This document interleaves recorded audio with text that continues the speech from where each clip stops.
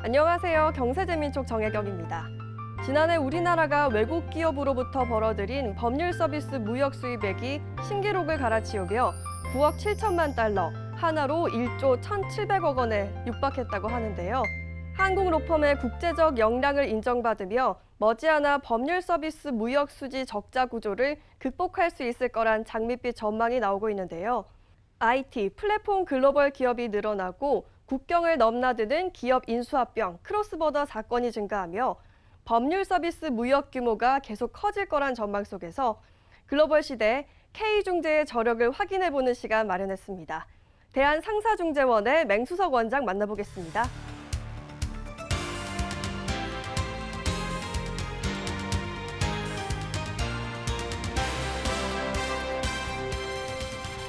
원장님 안녕하십니까? 네, 안녕하십니까? 반갑습니다. 반갑습니다. 네, 먼저 대한상사중재원 소개 부탁드립니다. 네, 대한상사중재원이 설립된 지 56년 정도가 됐습니다. 네, 그래서 우리나라 유일한 법정의 상설 중재 기관이죠. 네. 그래서 중재뿐만 아니라 조정과 알선까지 하는 그런 그 재판 이외의 분쟁 해결 기관으로 기능하고 있습니다. 네. 그래서 저희들이 사실상 초창기에는 중재 건수가 10건도 채 안 되는 그런 정도였습니다만 예. 지금은 400에서 500건 정도 중재 사건을 처리하고 있습니다. 따라서 점점 발전을 하고 있고 상거래 관계에서 발생하는 분쟁을 유효적절히 해결하는 그런 역할을 수행하고 있는 그런 그 공적 기관이라고 할 수 있겠습니다. 네. 네, 그러시군요. 원장님 대표적인 국내 상법 전문가신데요. 네. 지난 12월에 원장을 취임하신 것으로 알고 있습니다. 지금 많이 바쁘실 텐데요. 어떤 일로 많이 바쁘신지 궁금해지네요. 상법 학자라고는 하지만 사실상 이런 그 재판의 분쟁 해결 제도에 대해서 연구도 했습니다만 어쨌든 실질적으로 현장에서 이런 그 분쟁 해결이 진행되는 과정을 지켜보면서 좀 더 이런 그 ADR 제도에 대해서 좀 고민을 할 필요가 있겠다 이런 생각을 가지고 업무를 파악을 해왔고요. 그렇게 하면서 느낀 점은 의외로 우리나라 기업 경영인들이나 법조인들도 사실상 이 중재 제도의 어떤 기능, 효용성 이런 것에 대해서 정확하게 인지하지 못하고 계시는 것이 아닌가 이런 생각을 좀 해봤습니다. 그렇기 때문에 이런 그 재판외 분쟁 해결 제도에 대해서 일반 국민들까지 잘 알 수 있도록 알리고 네. 또 활용할 수 있는 그런 저변을 좀 제공하기 위해서 좀 노력하고 있습니다. 그런 점에서 오늘 이런 기회를 주신 것은 매우 감사하고 또 뜻깊다고 할 수 있겠습니다. 저희가 감사드립니다. 네, 감사합니다. 네. 기존에 이 중재제도가 널리 활용되어 온 업종이 대표적으로는 건설, 그리고 무역, 일반 상거래, 정보통신, 엔터테인먼트 등이 있다고 하던데요. 네, 앞으로 이 중재제도를 활용할 수 있는 업종을 늘려나갈 포부를 갖고 계시다고요? 네, 그렇습니다. 사실 지금 말씀하신 대로 건설이나 상거래 과정에서 발생하는 분쟁 사건을 주로 처리해 왔었습니다. 그러나 이제 지금은 특히 이 연예인들도 중재제도의 효용성을 알고 저희 대한상사중재원의 중재를 신청하는 등 엔터테인먼트 분야도 상당히 사건이 이렇게 늘고 있습니다. 그리고 스포츠 관련한 그런 사건들도 접할 수 있겠고요. 그다음에 최근에는 이제 지식재산권 관련 그리고 IT 소프트웨어 사건 관련 이런 분야가 새로운 분야로 이렇게 좀 우리가 관심을 가질 그런 영역이 아닌가. 이 밖에도 프랜차이즈 산업이 상당히 아주 발전했지 않습니까? 그래서 이런 그 프랜차이즈 산업 분야나 또 금융 산업 분야 이런 쪽으로도 그 기능을 확대시키기 위해서 홍보를 강화시키고 있습니다. 대한상사중재원 하시는 업무가 중재 업무도 있지만 네. 네, 알선, 조정 같은 업무도 있다고 들었습니다. 네, 이 세 가지가 비슷할 것 같지만 다른 제도일 것 같은데요. 네. 조금 설명 부탁드립니다. 네, 맞습니다. 중재제도는 법원의 판결과 동일한 효력이 있습니다. 차이가 있다면 법원의 판결은 국가의 사법부에 의해서 판결이 이루어지는 반면에 중재는 대한상사중재원이라고 하는 기관에 의해서 이루어지는 분쟁 해결 제도입니다. 네. 그런데 단심제나 마찬가지죠. 중재제도는. 그래서 대한상사중재원의 판정의 효력은 궁극적으로 3심제도 하에서 대법원 확정 판결과 같은 그런 강제력을 갖는 제도입니다. 그렇기 때문에 아주 그 단기간 내에 분쟁에 해결할 수 있는 그런 제도이죠. 그리고 이제 재판의 분쟁 해결 제도로서 조정제도가 있는데요. 이 조정제도는 외부 전문가들을 우리가 조정인으로 모셔서 네. 당사자들의 분쟁을 해결해 주는 제도입니다. 다만 중재제도와는 어떤 차이가 있냐 하면은 조정인의 조정안에 대해서 조정인 조정안을 제시할 거 아니겠습니까? 그러면 양 당사자가 그걸 수용했을 때 비로소 효력이 발생하는 중재가 그러니까 그 중재는 그냥 확정 판결과 같은 그런 효력을 갖습니다. 이건 받아들였을 때 비로소 분쟁이 해결되는 종식되는 그런 성격이 있는 제도고요. 그다음에 알선은 저희 대한상사 중재원들의 인프라가 매우 훌륭합니다. 네. 경험들이 많고요. 그렇기 때문에 대한상사 중재원의 직원들이 개입해서 상담을 받고 그 상담을 받은 것에 대해서 양 당사자들에게 안내 등을 통해서 해결해주는 네. 그런 제도를 우리가 알선 제도라고 합니다. 네, 이 분쟁 해결 종합지원센터에서 분쟁에 대해서 무료 상담도 진행을 해주신다고요? 그렇습니다. 예년 평균 한 5,600건 정도 무료 아. 상담을 해주고 있고요. 네. 신청인들의 그런 그 만족도도 상당히 높은 것으로 이렇게 집계되고 있습니다. 네. 그 무료 상담을 통해서 약 50~60% 정도 해결이 되는 그러한 지금 데이터를 저희들은 갖고 있습니다. 국제계약의 분쟁 해결 방법과 관련해서는 이 많은 기업들이 압도적으로 소송보다는 중재를 선택한다고 하던데요. 그 이유는 무엇인가요? 사실상 각국의 사법제도가 상이하고요. 예.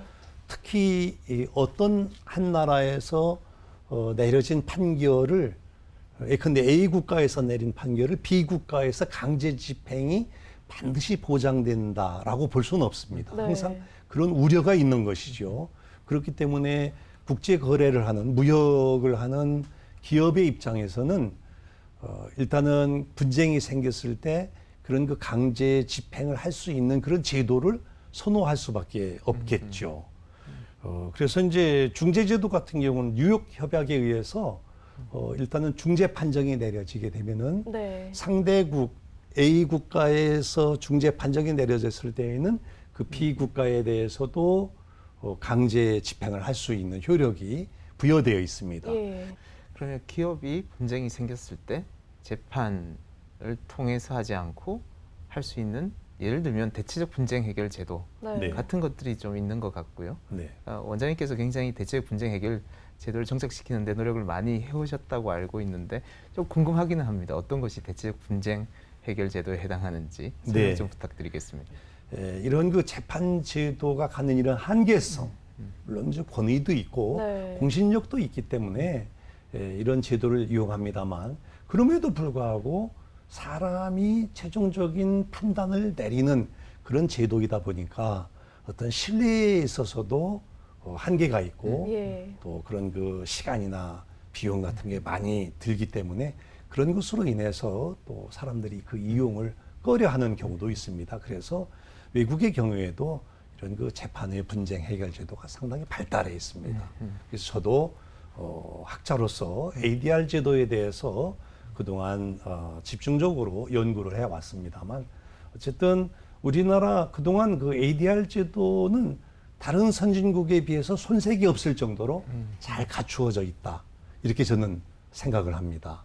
다만 문제는 우리 일반 시민들, 특히 또 일반 기업들이 이 ADR 제도로서 중재 제도를 이제 활용하는 문제만 남지 않았나. 그래서 자칫 잘못하면은 우리나라가 소송공화국이라는 그런 불명예를 안을 수도 있겠다는 생각이 들어요.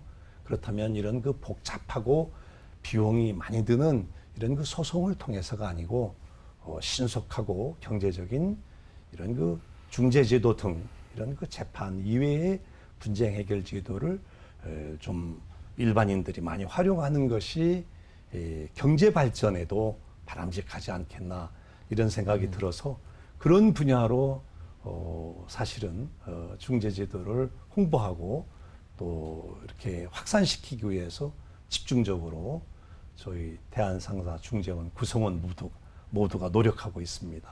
그렇군요. 이 경제 세계화로 국제 분쟁도 급증을 하고 있죠. 네, 그렇습니다. 지금 국제중재센터 출범 이후에 대한상사중재원의 평가가 좋다고 합니다. 네. K중재에 대한 해외 평가는 어떤가요? 저희들이 지금 약 6년여 동안 세계적으로 K중재를 알리기 위해서 많은 노력을 했기 때문에 근데 인근의 중국이나 일본보다도 대한상사중재원의 국제중재센터를 찾는 네. 그러한 그 수요자들이 점점 늘고 있다. 이러한 그 외부적인 평가가 있는 것도 사실이고요. 예. 또 그런 점을 저희들이 10분 활용해서 국제거래 분쟁 사건에서 좀 대한상사중재원이 주도적으로 분쟁을 네. 해결할 수 있는 국제적인 분쟁 해결 기관으로 거듭나기 위해서 네. 노력해야 되겠다. 또 이런 포부도 가져봅니다. 네. 저희 나라는 무역 수지 흑자국인데요. 네. 유독 서비스 분야만큼은 적자입니다.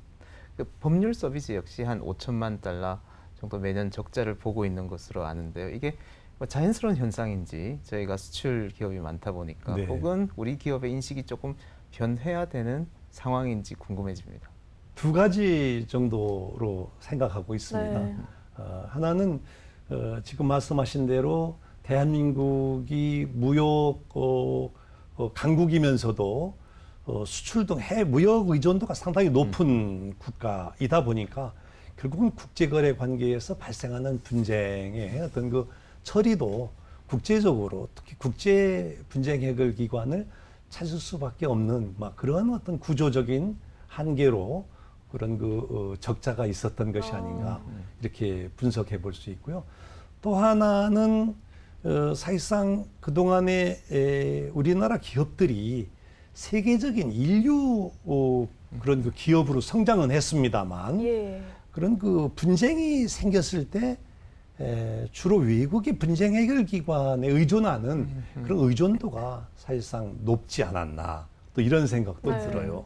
언제든지 거래 관계에서 분쟁은 물밑에 도사리고 있기 때문에 네. 분쟁이 생겼을 때 대비해서 미연에 분쟁 해결 조항 하나를 둘 필요가 있지 않는가. 이제는 대한민국의 그런 기업들도 사실상 그런 그 우월한 지위에 있을 수 있기 때문에 10분 그런 지위를 활용해서 명실상부한 인프라를 구축하고 있는 유일한 분쟁 해결 기관인 대한상사중재원을 네. 분쟁 해결 기관으로 넣는 것도 예. 좀 더 적극적으로 검토해야 될 시점이 되지 않았나. 네.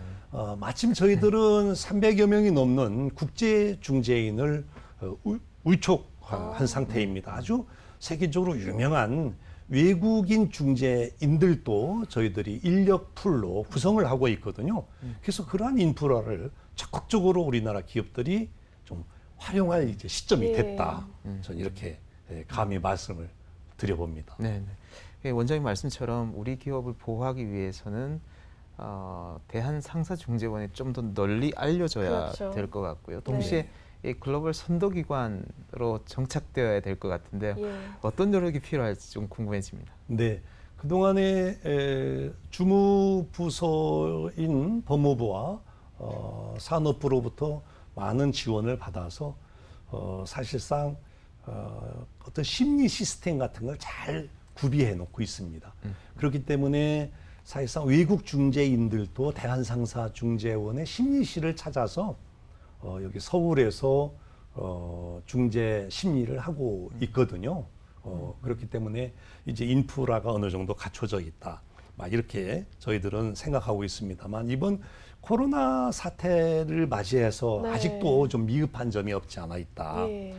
특히 이제 그 외국 당사자들이나 중재인들이 서울로 들어올 때 격리 기간이라든가 이런 것이 있다 보니까 입국 절차 등에서 애로가 있어서 화상 심리 같은 것을 좀 했으면 하는 그런 경우가 많았어요.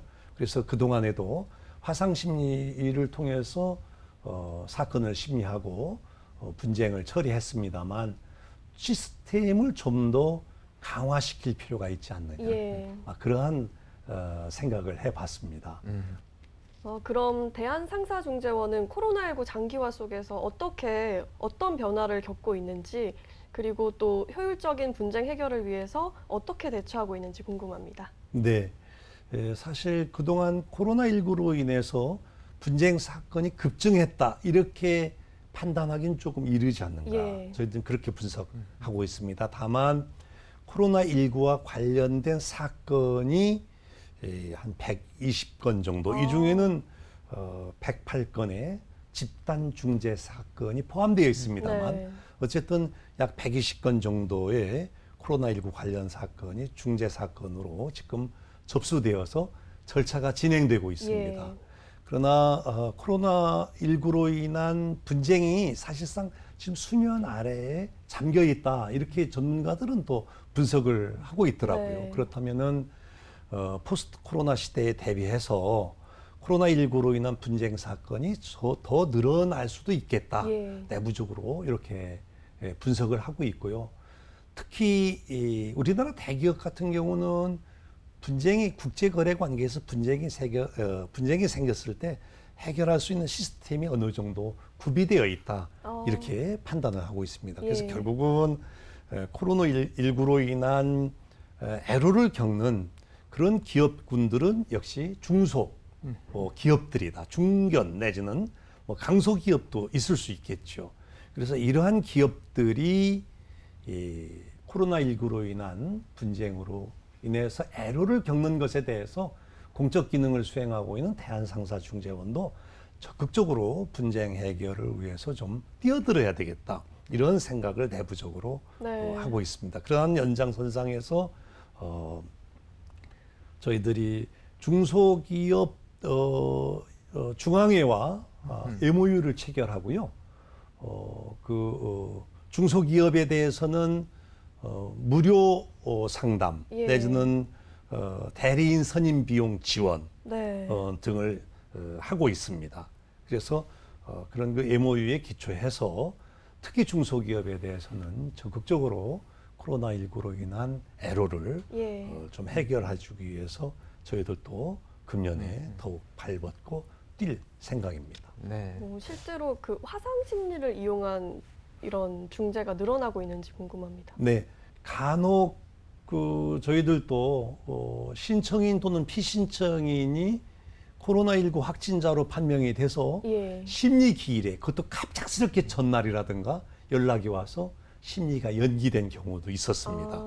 종종 있었죠. 예. 그래서 그런 경우에는 상거래 관계라는 게 사실상 상거래 관계는 신속하게 네. 절차가 진행될 수밖에 없는 특성을 가지고 있고 분쟁의 해결도 사실상 신속하게 해줘야만 기업들이 또 다른 상거래에 전념할 수 있을 거 아니겠습니까? 예. 그렇죠?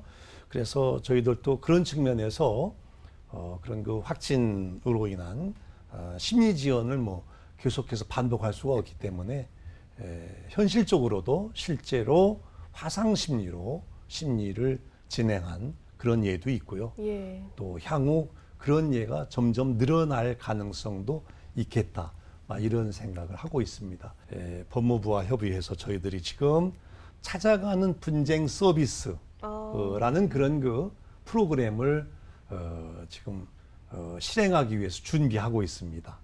아, 그렇군요. 네. 오늘 원장님 말씀을 들으면 우리 기업을 위해서는 국가적인 차원의 중재 생태계 혹은 네. 중재 시스템이 만들어져야 되겠구나라는 생각을 많이 하게 됐는데요. 이 정부의 지원이 필수적인 것 같습니다. 어떤 정부의 지원이 필요할지 궁금해집니다. 정부가 많은 지원을 해준 것이 사실입니다. 예. 또 정책적인 지원도 아끼지 않았고요. 그러나 저희들은 아직도 좀 부족하다. 그래서 그 동북아시아의 허브로 발돋움하기 위해서는 정부의 적극적인 재정적 지원, 또 정책적 지원이 더 필요한 것이 아닌가 이런 생각이 들고요. 그런데 싱가포르의 경우 아시아의 선두 국가인데 한 20여 년 전부터 재정 지원은 물론이고 범국가적인 측면에서 전폭적인 지원을 했다고 그럽니다. 그에 비해서 사실상 우리나라는 중재 산업 활성화라는 그러한 기치하에 예. 정부의 적극적인 지원이 있었던 것은 한 5, 6년 정도밖에 안 되거든요. 그런 점을 감안할 때는 지금 당장의 그 아웃풋은 좀 기대에 미치지 못한다라고 볼 수 있겠습니다만 앞으로 2, 3년, 5년 뒤에는 분명히 아시아의 선도 국가로서 예. 또 세계적인 그런 그 중재 플랫폼으로 대한상사중재원이 제 기능을 수행할 것이다 이렇게 생각을 해봅니다. 따라서 좀 더 재정적 지원 등 적극적인 좀 지원을 해주십사 이 자리를 빌어서 부탁의 말씀도 예. 함께 드려봅니다. 알겠습니다. 네. 향후 계획과 목표가 있다면 한 말씀 부탁드립니다. 네, 결국 중재제도의 활용을 확대시키는 것이 가장 급선무이고 중요한 과제라고 생각합니다. 그래서 그런 측면에서 좀 앞으로 더 적극적으로 홍보를 저희들이 기획 또 계획하고 있습니다. 그리고 중재제도가 이게 준사법제도지 않습니까? 그렇기 때문에 중재제도에 대한 불신이 생겨서는 네. 결국 중재제도를 활용하지 않을 거예요. 그렇죠. 그렇기 때문에 중재제도에 대한 어떤 공신력을 더 높이기 위한 노력을 해야 되겠다. 예. 그래서 투명한 시스템으로의 운영 그리고 중재인들의 전문성이 더 강화돼야 되겠죠. 그런 예. 측면에서 다양한 우리 사회의 전문가들의 어떤 영입 이런 것들이 또 중재인으로서의 어떤 그 역할의 제고 이런 것들이 함께 병행될 때 중재제도에 대한 신뢰가 강화되리라고 봅니다. 그래서 그런 점에 대해서도 역점을 둘 계획입니다. 첨예한 갈등 속에서 접점을 찾는 중재 분야는 하나의 작품처럼 소통의 예술을 보는 것 같습니다. 코로나19 장기화 속에서 국내뿐 아니라 국제 중재 사건도 늘고 있다고 하는데요. 국제 중재에 대한 우리 기업들의 인식과 관심이 높아져야 할 시점인 것 같습니다. 우리나라는 IT 강국이라는 명성을 바탕으로 이 화상 심리에 대한 수요가 커져서 새로운 기회를 맞고 있는데요. 앞으로 기업 자문뿐만 아니라 글로벌 무대를 향해서 영역을 확장하는 K중재가 되길 기대해 보겠습니다. 지금까지 대한상사중재원 맹수서 원장과 함께 이야기 나눠봤습니다. 오늘 말씀 고맙습니다. 네, 감사합니다.